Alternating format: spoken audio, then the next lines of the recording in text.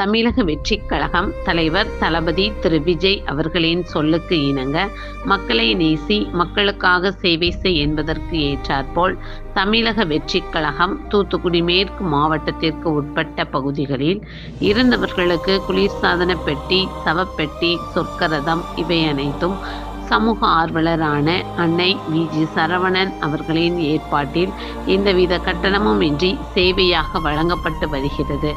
இந்நிலையில் ஏரல் பகுதியைச் சேர்ந்த சுப்பையா அவர்களின் மகன் செல்லத்துரை அவர்கள் 19/2/2026 அன்று உடல்நலக்குறைவு காரணமாக காலமானார்.